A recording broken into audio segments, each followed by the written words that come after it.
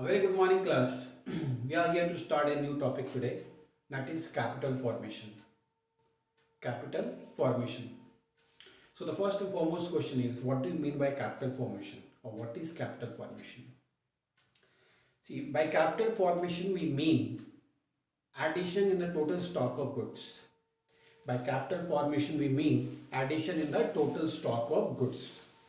That is, what type of goods it is? Capital goods. So, what is the capital goods? Capital goods are those goods which are durable in nature, which have longer life and which can be used for different purposes.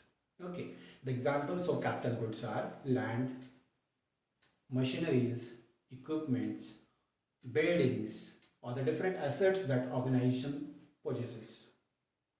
All those can be used for different purposes and for different times. It is not that it is used only for once or for a certain period of time only, but it can be used for a longer period of time. For example, if you have a land, that land can be used for multiple purpose and that for many years. It is not that after a certain period of time the land will get deteriorated or there will be lesser output from a land. No.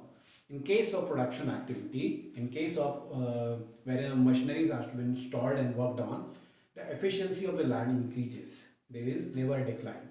But in case of agricultural products, if we are to cultivate a crop on a particular piece of land, then after a period of time, there the efficiency of the land keeps on decreasing. Its capacity to produce more and more of crop declines. That is because of the efficiency of land declines. The reason could be that it may lose its fertility value, that the land does not turn out to be very fertile in a longer period of time when it is used again and again. Okay, but in case of production cycle, it continues for a longer period of time. It never gets exhausted, it never gets ruined. So we are talking about the capital formation. We have to understand the stages of capital formation. What are the stages of capital formation? And how is the capital formation important for an economy?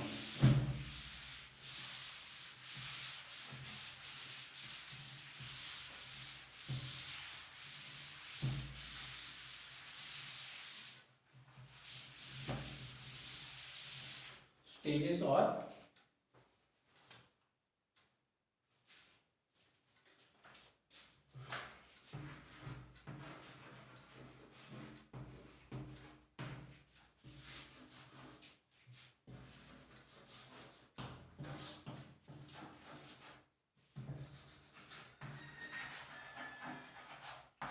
see, basically there are three stages in the capital formation. The first stage is creation of savings.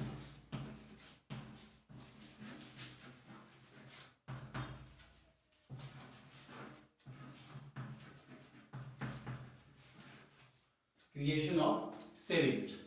There are three stages that we'll talk in this. The first is creation of savings. The second is mobilization of savings.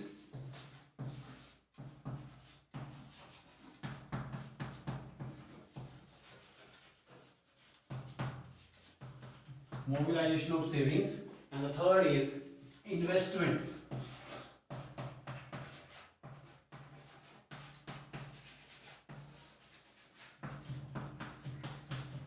Investment of savings. Okay. So we are talking about the capital formation. By capital formation, we mean increase in the stock of capital goods. Capital goods are durable goods, okay, which can be used for a longer period of time. Now, what are the stages in the capital formation? What are the process of capital formation?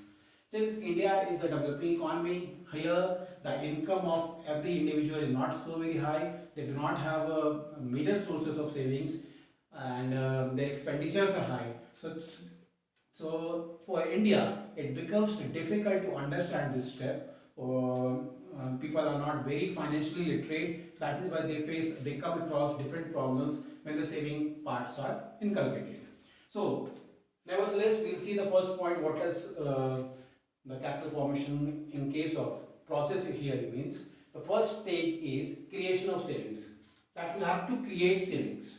How can the savings be created? There are three steps in it. The first is ability to save.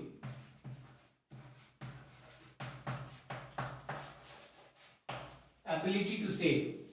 Okay, means your income is in such a way that your expenditures are less. Like for example, if you earn 10,000 a month and your expenditure is 9,000, then 1,000 proves that you have the ability to save. That is creation of savings. Next is desire to save. Desire to save means you are willing to, you want to save. It's not that you earn 10,000 but you are minimizing your expenditure to 9,000 or to 8,500. That desire is there that if I spend less and less now, I'll have more for the future. So that is what's called desire. And the third is opportunity. The third is opportunity.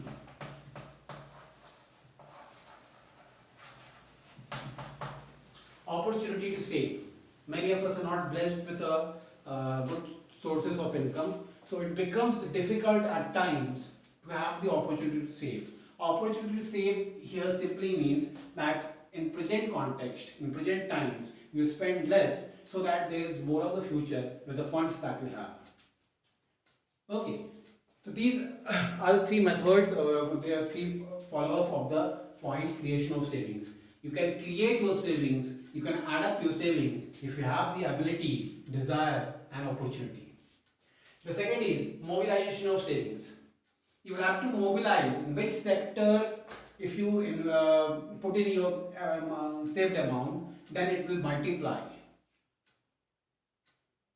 The ability of the multiplication or the compounding of the money, we have to understand that the compound interest. How does the money multiply?